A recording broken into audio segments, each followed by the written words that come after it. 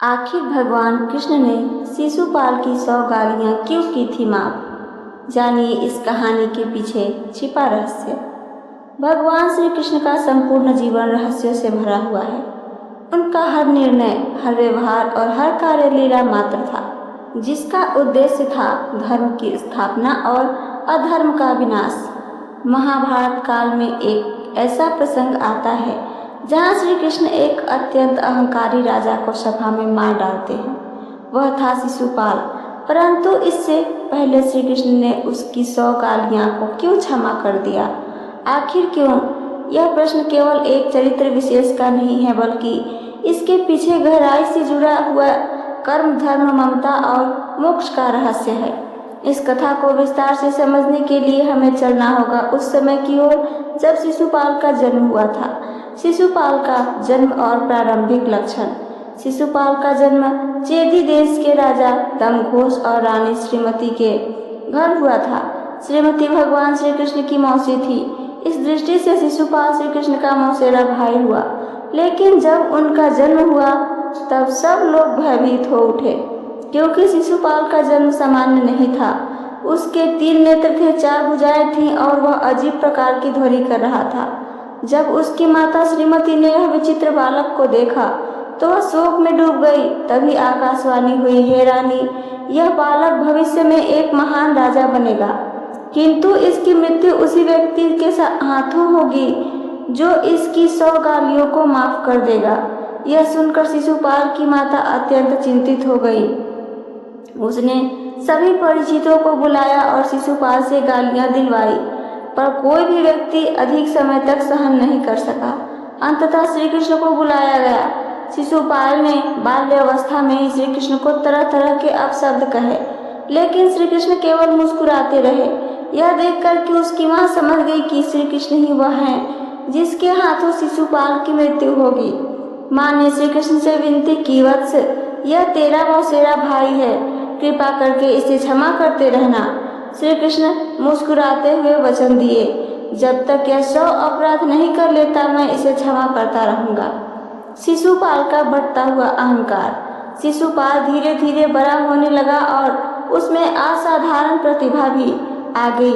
वह एक बुद्धिमान, बलशाली और कुशल राजनीतिज्ञ बना, किंतु साथ ही उसके अंदर घमंड, ईर्ष्या और द्वेष का बीज भी पनपता गया। वह श्री कृष्ण से शत्रुता रखने लगा, जबकि श्री कृष्ण ने कभी भी उस पर कोई अत्याचार नहीं किया। उसके मन में श्री कृष्ण के प्रति ईर्ष्या का प्रमुख कारण था रुक्मिणी। रुक्मिणी विदर्भ देश की राजकुमारी और अत्यंत सुंदर व धर्मनिष्ठ थी। शिशुपाल उससे विवाह करना चाहता था, परंतु रुक्मिणी ने श्री कृष्ण को मन ही मन अपना पति स्वीकार कर लिया था। रुक्मिणी ने श्री कृष्ण को गुप्त पत्र भेजा, हे प्रभु, यदि आप मुझे स्वीकार न करेंगे तो मैं प्राण त्याग दूंगी। श्री कृष्ण ने तुरंत विदर्भ जाकर रुक्मिणी का हरण कर लिया। शिशुपाल का अपमान हुआ। रुक्मिणी के भाई रुक्मी ने युद्ध किया, लेकिन श्री कृष्ण ने उसे भी पराजित कर दिया। यह बात शिशुपाल के अहंकार को बहुत चोट पहुंचा गई। अब वह हर सभा में, हर राज्य में श्री कृष्ण की निंदा करने लगा।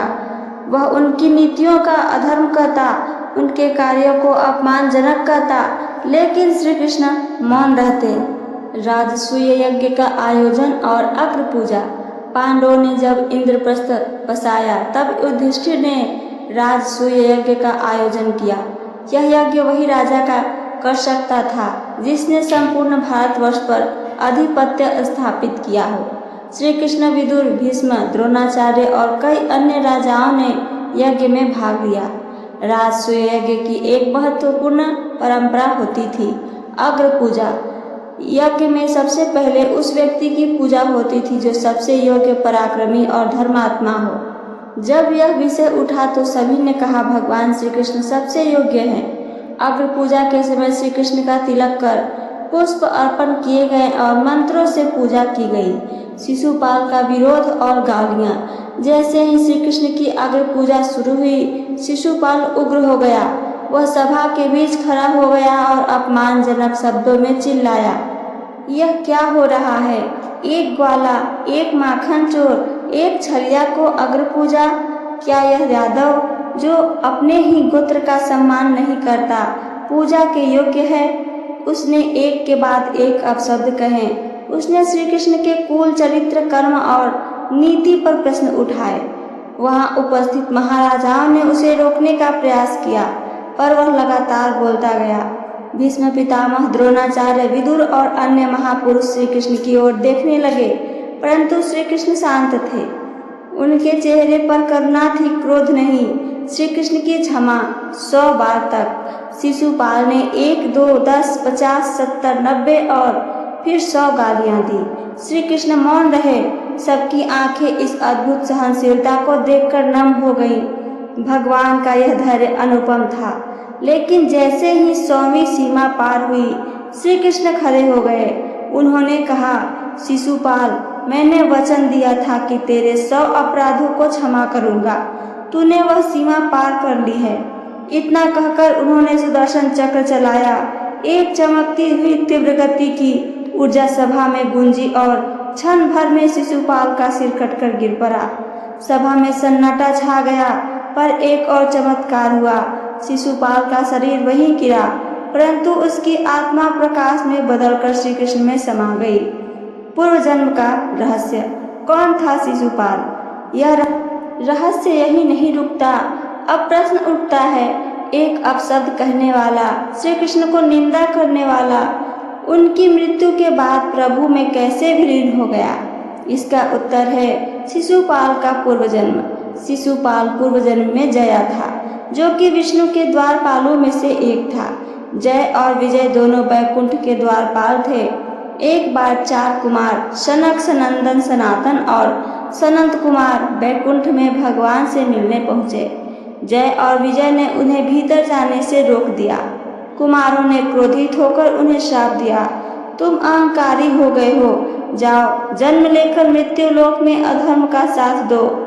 भगवान विष्णु वहां प्रकट हुए और बोले, यह श्राप मेरे ही विधान का भाग है, परंतु तुम चाहो तो 3 जन्मों में मेरे शत्रु बनो और वापस लौट आओ। जय और विजय ने यही मार्ग चुना। वे अगले 3 जन्मों में भगवान के शत्रु बने। हिरण्याक्ष और हिरण्यकशिपु नरसिंह अवतार में, रावण और कुंभकर्ण राम अवतार में, शिशुपाल और दंतवक्र कृष्णावतार में। अतः शिशुपाल कोई साधारण आत्मा नहीं था। वह प्रभु का द्वारपाल था, जो केवल शापवश प्रभु के विरोधी के रूप में जन्मा था। और जैसे ही उसका 3रा जन्म पूर्ण हुआ, वह वापस प्रभु में विलीन हो गया। श्री कृष्ण का धैर्य और धर्म। इस कथा से हमें क्या सीख मिलती है? श्री कृष्ण केवल युद्ध के देवता नहीं थे, वे क्षमा, धैर्य और धर्म के प्रतीक थे। उन्होंने एक क्रोधित अपशब्द कहने वाले व्यक्ति को भी 100 बार तक क्षमा किया। यह दिखाता है कि सच्चा धर्म क्षमा से शुरू होता है, प्रतिशोध से नहीं। ये सब का निष्कर्ष क्या है? आइए आगे वो भी सुनते हैं। शिशुपाल की कथा केवल एक दंड या हत्या की कथा नहीं है, यह एक दिव्य आत्मा की यात्रा है, जो क्रोध, द्वेष, ईर्ष्या से होते हुए अंत में मोक्ष तक पहुंचती है। भगवान श्री कृष्ण ने हमें यह सिखाया है कि कोई भी कितना ही अपमान करे, जब तक हमारी मर्यादा न टूटे, हमें क्षमा करते रहना चाहिए। और जब सीमा पार हो जाए, तब धर्म की रक्षा के लिए कठोर निर्णय भी आवश्यक हो जाता है। इसलिए भगवान श्री कृष्ण ने शिशुपाल की 100 गालियों को माफ किया, क्योंकि वह केवल द्वारपाल का कर्म निभा रहा था और अंततः उसे प्रभु में ही लौटना था। यही लीला थी श्री कृष्ण की, जहाँ प्रेम, क्षमा और मोक्ष का रहस्य छिपा हुआ था। तो ये थी मेरी आज की कहानी। मेरी कहानी आप सबको पसंद आई हो तो चैनल को सब्सक्राइब करके वीडियो को लाइक करना ना भूलें। साथ साथ अपना एक प्यारा सा कमेंट करके हमें ज़रूर बताइए। सुनने के लिए धन्यवाद। जय श्री कृष्णा। राधे राधे।